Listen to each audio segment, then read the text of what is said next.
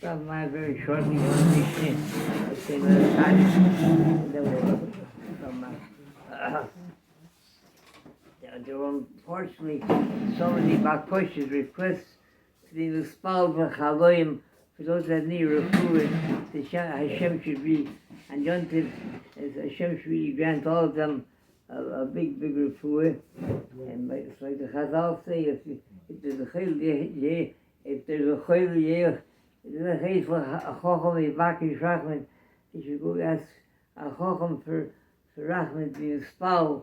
And a Spartish Yid came to his chacham, and he said that he lost his job, his wife is not well, he's going to be evicted from his house, and he has no money. So Chacham says to him, come back when you have money. Chanina's Kana Kohanim Oimer, Chanina's Kana Kohanim says, having the Sali Shlomi Shal Malchus. Chanina lived in a time when the Klal Yisrael was under the rule of the Roman Empire, and what's the chat? A skan means a vice. Kohanim of many kohanim. A vice kohen is supposed to be in case something Rahman al happens to kohen gadol. So there should be somebody to take over immediately. So it should be a skan kohen. Why is the Lashon Rab? Why is it the plural skan kohanim? It's because he lived in a time when, like I mentioned, the Klal Yisrael was under the rule of the Roman Empire, and the Romans realized that the kohen gadol commands. He was from the Gedolei Hador, and he commanded respect and the allegiance of the Klal Yisrael. So they realized it's a very powerful office. So they wanted somebody that was subservient, that was nichna to the Roman government. Well, this is what they said, not what the Torah wants to do, but what they wanted to do. So as a result, they were the ones that then again chose who should be a kohen gadol. So who got the job? Whoever paid for it, they paid for it, and then they were willing to believe politically correct, to follow what the Romans wanted.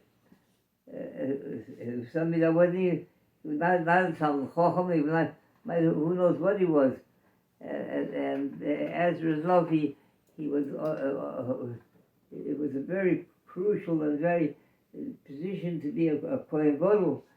So they would go into the Kodesh HaKadoshim when they're not supposed to. So they were not marach yonim. They didn't live long, and when one kohen gadol passed on, a so-called kohen gadol passed on, so they didn't appoint him because he was not nichnas subservient to them. He appointed again somebody who bought the opposition. So that's what he's called Skan Kohanim. And he who suffered politically because of his Torah Haruch, what kind of his God was, that he wouldn't be subservient to them. Still in all, he said that you still heaven is spal b'shlomi shel malchus. Still, there has to be law and order. Without law and order, so everybody goes wild, and they get reduced to subhuman beings. The Pasuk state says that like Sichel Koifer, L'Nefesh Reiseach, L'Mus Limruk Lotei. You shouldn't take a pigeon, a ransom, for someone who committed murder, and instead of going to your mikvah, Moshe Losheves, he has to remain in or in mikvah. Someone who committed manslaughter has to remain or in mikvah. Moisa Kohen Gadol until Kohen Gadol dies.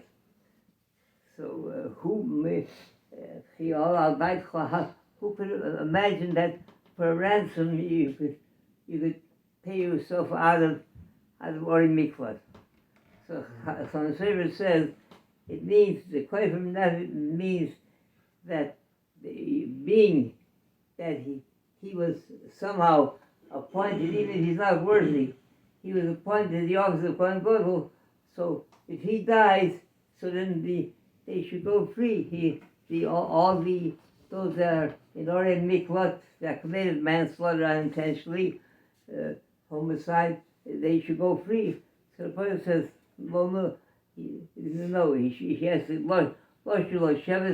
he has to remain there until the Kohen Gadol dies.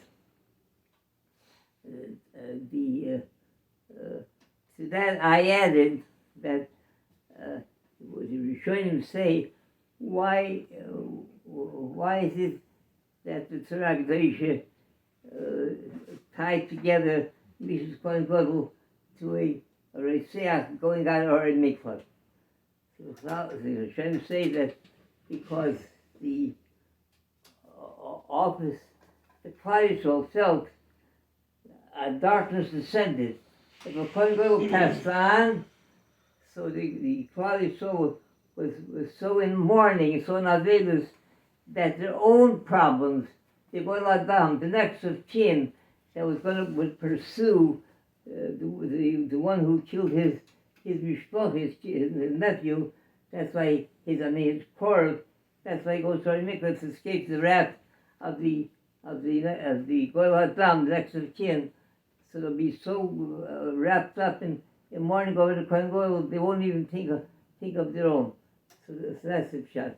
By Sukkot Koifer, you shouldn't consider that a Koifer, a ransom for someone,